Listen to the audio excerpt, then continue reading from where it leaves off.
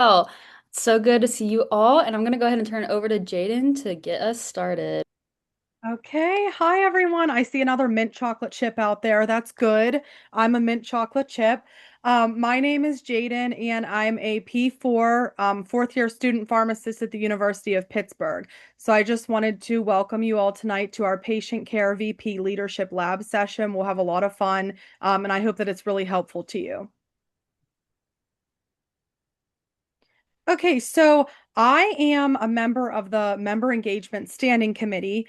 So there's six of us, which coincide with the six national patient care operations. So I'm also the national liaison to Operation Reproductive Health. And then really quickly, I'll just let Courtney and Karen say hello as well, because they'll be leading the session with me. Hi guys, my name's Courtney. I'm a final year student pharmacist at the University of Texas at Tyler. I'm the chair of the Member Engagement Standing Committee and also the national liaison to Operation Substance Use Disorders. Hello, everyone. I'm Karen, and I'm a third year student pharmacist at Union University College of Pharmacy, and I am the national liaison for Operation Diabetes. Yay. And then we also have Faith, Ralph, and Alexis that led the membership session yesterday. So we're here if you all need anything, any questions regarding patient care VP or operation specific questions, anything to do with member engagement, just feel free to reach out to us.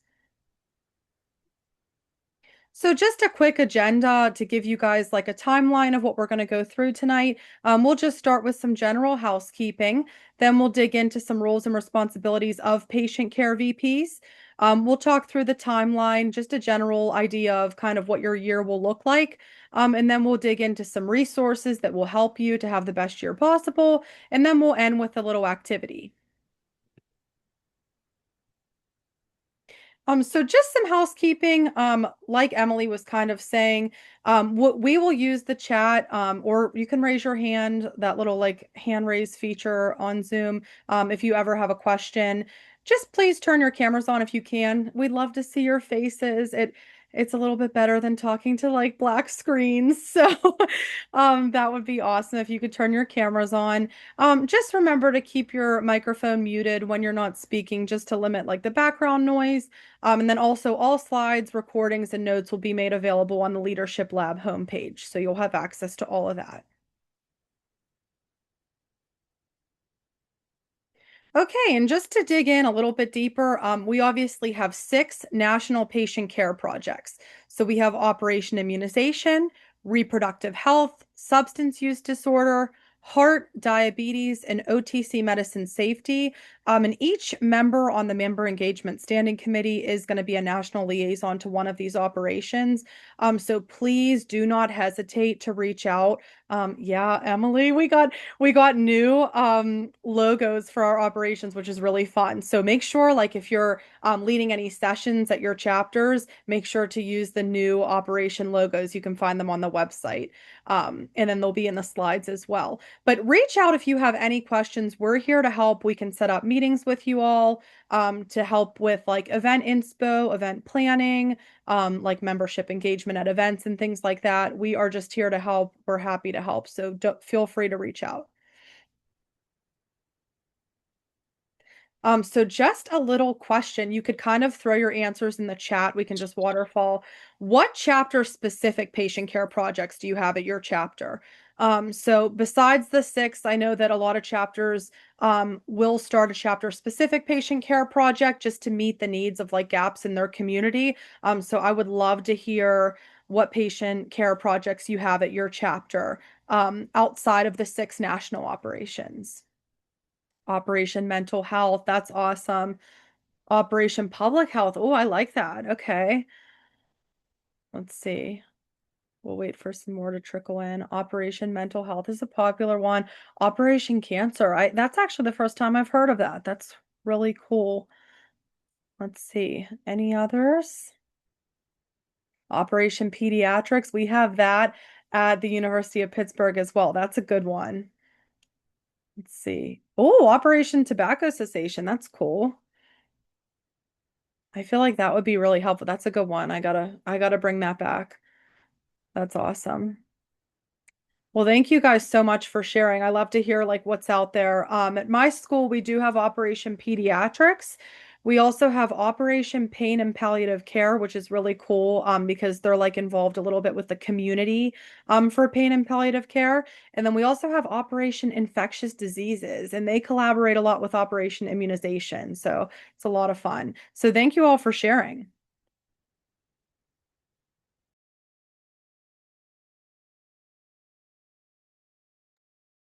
Okay, now we're going to kind of talk about some of your roles and responsibilities and your new role as your patient care VP at your chapter. And first and foremost, you are to lead your chapter's patient care initiatives. But I want you to take away from this that that does not mean that you are expected to personally run every single patient care initiative. Your job is to help lead the people who are running them because you are all very busy students and it can be tempting to just kind of take everything on. But that is why we have different patient care chairs and you're just kind of to oversee them. So make sure you don't fall into that trap of taking on too much on your plate. And then second, you are to serve as a liaison and resource for your patient care chairs. And so you can kind of think of yourself as the bridge between your individual patient care chairs and then your executive board as a whole. So if a chair has a question or needs help planning something or runs into a problem, you will be their go-to point person. And then serve as a member of your chapter's executive board, helping with chapter events, member recruitment, and member engagement. So remember, you're also an executive board member first. You're not just a patient care person. So keep that in mind as well. And then support and communicate regularly with all of your patient care chairs. Communication is probably one of the most important parts of this role because, as I've said, you are your go-to person for all of your different patient care chairs, and you're not going to really know what's going on if you're not communicating with them. So make sure that it's kind of cliche, but communication is key. So keep that in mind. And then help build and maintain community partnerships for events and outreach.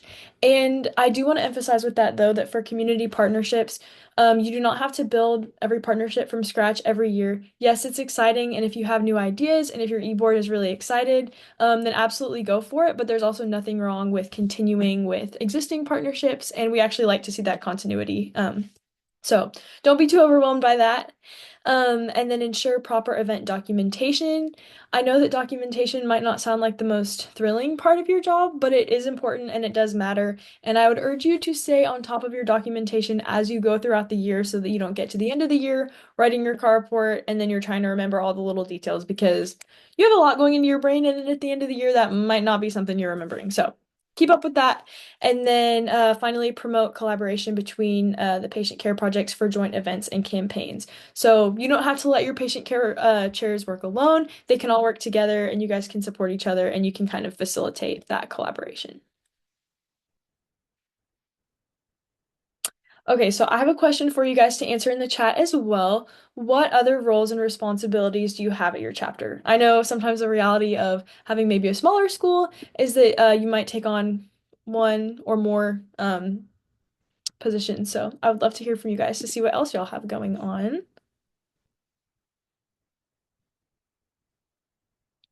Yes, drug take back days. We love that. Operation Immunization. Good, good.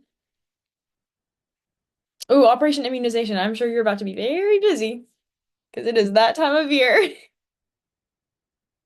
Anybody else?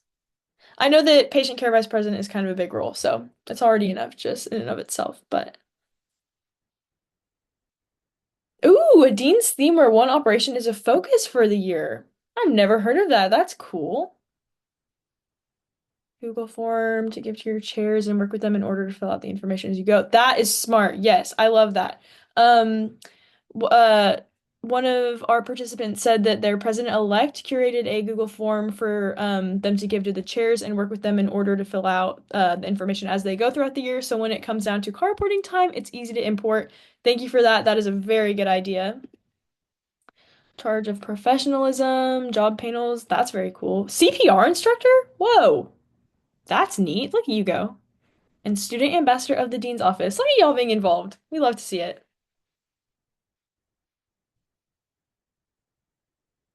Okay, now we are going to talk timeline. So July, uh, that's not for a while. We kind of just had that. But that is when hopefully you had your chapter executive retreat, and that was just a good opportunity for you guys to plan and get ready for the semester ahead. And then in August, we are here. Hooray. Guess what? You made it. We're at Leadership Lab right now. And then this is when we start having our chapter outreach visits, where you will have an APHA staff member or an APHA National Executive Committee member come to your school, which is very cool, and kind of give a presentation to your chapter and let y'all know what APHA is all about. And then National Immunization Awareness Month is this month as well, National Wellness Month, and then National Breastfeeding Month as well. So if you were not aware of those, you can let your specific patient care chairs know about those if they're relevant to them. And then next month, September, we have Fall Membership Drive. Again, more chapter outreach visits. It is National Sexual Health Awareness Month, as well as National Self-Care Awareness Month, and National Suicide Prevention Awareness Month. So again, more months to let your patient care chairs know about. And then in October, we have National Substance Use Prevention Awareness Month, American Pharmacy Month, more chapter outreach visits, and then National DEA Prescription Drug Take Back Day, as well as Breast Cancer Awareness Month. And then November is National Diabetes Awareness Month, just a little plug for Operation Diabetes. And then Mid-Year Regional Meeting. And then in December, there is the National Patient Counseling local competition, individual award nominations, APHA Foundation scholarship applications are due, APPI applications are due, and then National Standing Committee applications are due as well. And National Standing Committee, the Member Engagement Standing Committee specifically is what me, Courtney, and Jaden are on, and then Emily Scott is our liaison for the NEC. So that's the fall semester. And then the spring semester. In January, you will hopefully have another chapter executive committee winter retreat to plan for the spring semester. It is Cervical Health Awareness Month and then National Blood Donor Month. February is American Heart Month. And then in March, we have APHA annual meeting in Charlotte, North Carolina, which is very exciting. And that will be held from March 19th through the 22nd. And that is when the spring membership drive begins. And then April is OTC, Medicine Safety Awareness Month, and World Immunization Week as well. And then in May, your spring membership drive ends on May 1st specifically. And then in June, we have our APHA Institute on Substance Use Disorders, and CAR reports are due June 15th. And then that is when you also want to be updating your chapter leadership roster as well.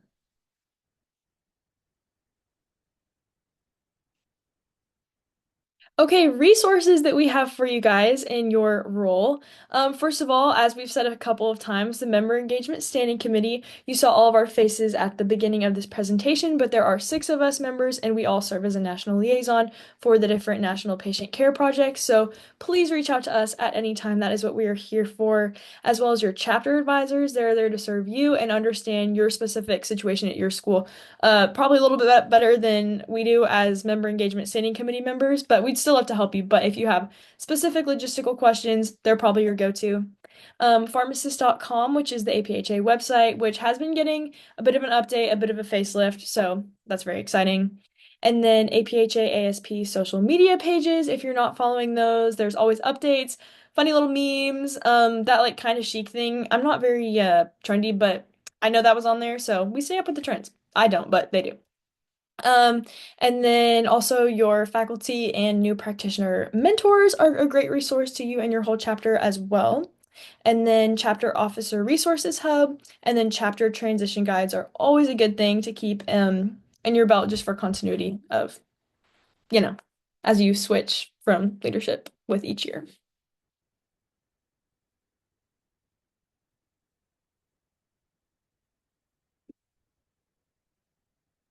Yes, we love chapter transition guides and all of these resources. If you have not used them, you should really utilize them. And we've been trying to make them more accessible to you. Okay, good. Now we have an activity. So we're going to build an event You will all have a goal. We're going to get into different breakout rooms, but we all will kind of have a similar scenario, but we'll just kind of see how you guys choose to go about it. So your goal is to work through a realistic patient care event scenario. You have a budget of $75, so that might be a lot to you, or that might seem like a little bit to you, depending on the size of your chapter and y'all's specific funding. And that event is taking place in 3 weeks from today. So you have 3 weeks to plan, get everything ready, and your chapter president wants at least 2 patient care projects to collaborate. So what we're going to do is we're going to break out into breakout rooms, and you will work with your teams to come up with an event meeting all these different criteria, and we'll share in about 10 minutes. So you'll get into your breakout rooms. If you can, kind of nominate or choose somebody to be your point person, because we're going to want to hear from the different groups when we all come back together. So y'all have fun, and we'll be popping around to see how things are going.